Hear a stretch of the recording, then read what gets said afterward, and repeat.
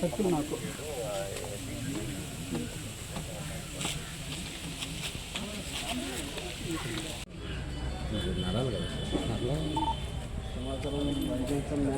అన్న బాగా నడుస్తారు.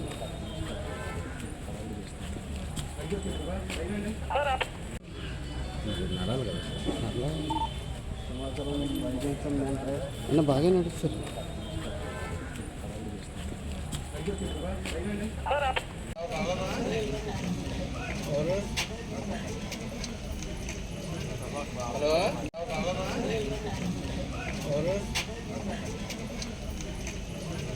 హలో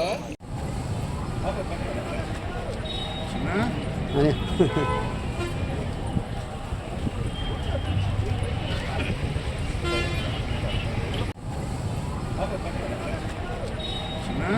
అదే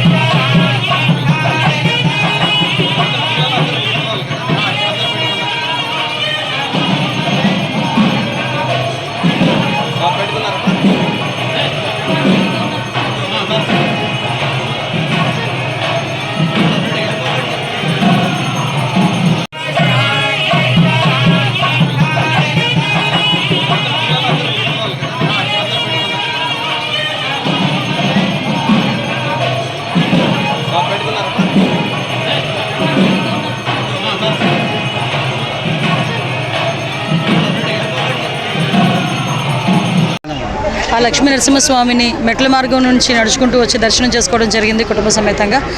ఈరోజు రావటం నా అదృష్టంగా, మెట్ల మార్గం నుంచి వచ్చి దర్శించుకోవడం నా అదృష్టంగా భావిస్తున్నాను. లక్షలాది మంది భక్తులు వచ్చే ఈ లక్ష్మీ నరసింహస్వామి, అదేవిధంగా ఉత్తరాంధ్రకి ఇలవేల్పు ఈ లక్ష్మీ నరసింహస్వామి దూర ప్రాంతాల నుంచి ఇక్కడికి వచ్చి దర్శనం చేసుకుని వెళ్తారు. ఇక్కడ ఉన్న అన్ని సదుపాయాలు కూడా సక్రమంగా ఉండాలని మేము ఇప్పుడే యోగా వాళ్ళతో కూడా మాట్లాడడం జరిగింది.